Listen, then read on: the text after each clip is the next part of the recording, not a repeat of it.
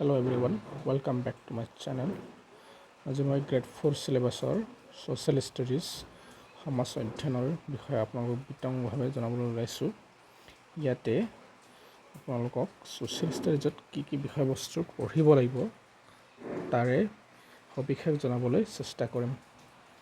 প্ৰথমতে চাওক, সোশ্যাল ষ্টাডিজক কি খণ্ডত ভাগ কৰা হৈছে।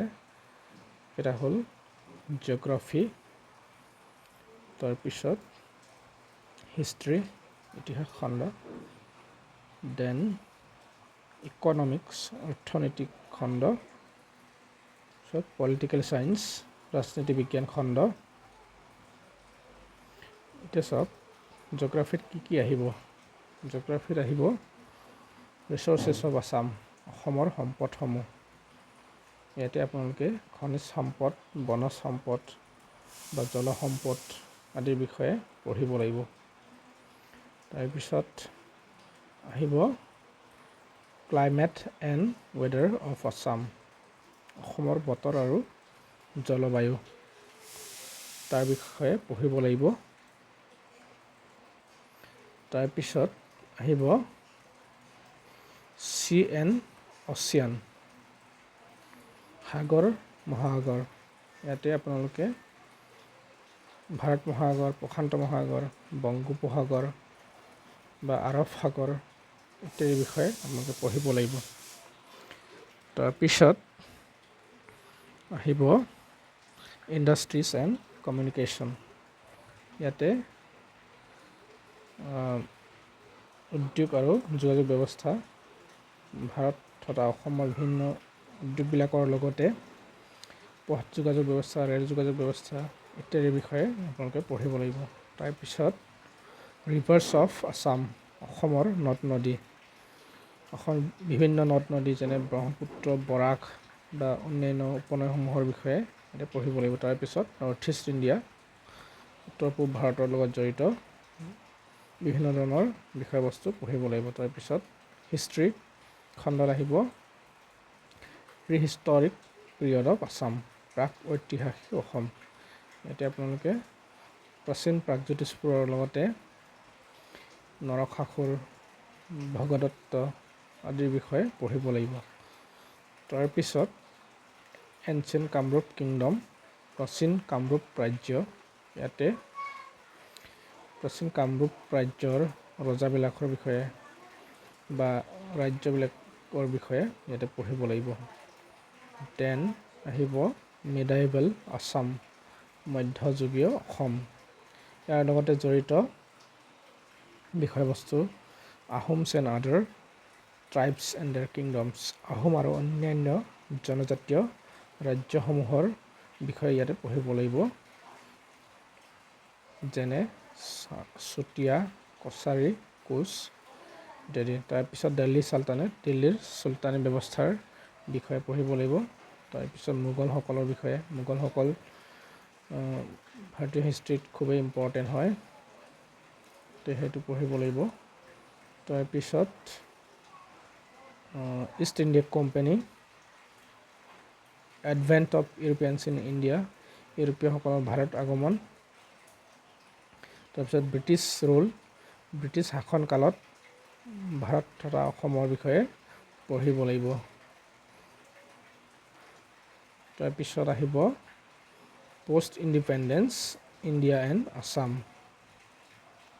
স্বাধীনোত্তৰ কালত ভাৰত তথা অসমৰ বিভিন্ন অৱস্থাৰ বিষয়ে পঢ়িব লাগিব।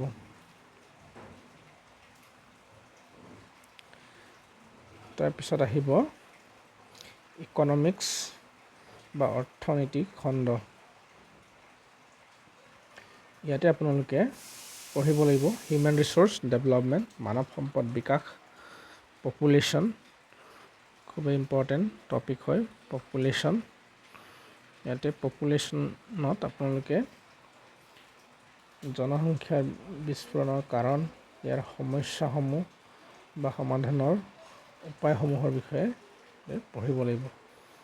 দেন আহিব প্লেনিং এণ্ড বাজেট, এইটো এটা ইম্পৰ্টেণ্ট টপিক হয়। বিশেষকৈ আপোনালোকে চাব ৰিচেণ্টলি পাছ হোৱা বাজেটৰ বিষয়ে আৰু বাজেটত কি কি স্কিমছ বা পৰিকল্পনা কৰা হৈছে এইখিনি আপোনালোকে চাই ল'ব। তাৰপিছত আহিব ফাইনেন্সিয়েল ইনষ্টিটিউশ্যনছ, বিত্তীয় অনুষ্ঠান প্ৰতিষ্ঠান। বিত্তীয় অনুষ্ঠান প্ৰতিষ্ঠান বুলি ক'লে প্ৰথমতে আহিব বেংক। আপোনালোকে চাব ৰিজাৰ্ভ বেংকৰ বিষয়ে মেইনলি বা চেবি আৰু তাৰ লগত জড়িত অন্যান্য অনুষ্ঠান প্ৰতিষ্ঠান হ'ব। তাৰপিছত আহিব কনজিউমাৰ ৰাইটছ এণ্ড ছিকিউৰিটি, গ্ৰাহকৰ অধিকাৰ আৰু সুৰক্ষা, ইয়াৰ লগত জড়িত আইন বা অন্যান্য বিষয়বস্তুসমূহ চাব। তাৰপিছত এগ্ৰিকালচাৰ, কৃষিৰ বিষয়ে চাব লাগিব। তাৰপিছত পলিটিকেল ছায়েন্সত চাব লাগিব ইণ্ডিয়ান কনষ্টিটিউশ্যন, ভাৰতীয় সংবিধানৰ বিষয়ে। ভাৰতীয় সংবিধানৰ ভিতৰত আপোনালোকে চাব লাগিব president, governor, prime minister, supreme court of India,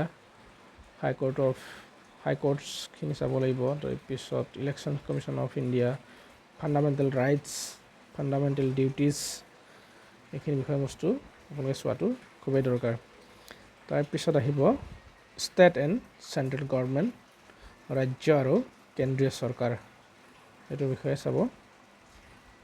তাৰপিছত ডেম'ক্ৰেচি, গণতান্ত্ৰিক শাসন ব্যৱস্থাৰ লগত জড়িত বিষয়বস্তুখিনি চাব লাগিব। তাৰপিছত আহিব ইলেকশ্যন বুলি ক'লে আপোনালোকে ইলেকশ্যনটো লোকসভা, ইলেকশ্যনটো ৰাজ্যসভা, তাৰপিছত বিধানসভাৰ ইলেকশ্যন, প্ৰেছিডেণ্ট আৰু ভাইচ প্ৰেছিডেণ্টৰ ইলেকশ্যন, এইবিলাকৰ বিষয়ে চাব লাগিব। তাৰপিছত চিটিজেনশ্বিপৰ লগত জড়িত সংবিধানৰ বিভিন্ন অনুচ্ছেদসমূহৰ লগতে ৰিচেণ্টলি পাছ হোৱা আইনসমূহ চাই ল'ব। তাৰপিছত বিভিন্ন পলিটিকেল পাৰ্টিজসমূহ যেনে জাতীয় কংগ্ৰেছ, বিজেপি, এজেপি, সেইবিলাকৰ বিষয়ে ইয়াতে চাই ল'ব। তাৰপিছত আপোনালোকে চাব লাগিব পঞ্চায়তী ৰাজ ছিষ্টেম।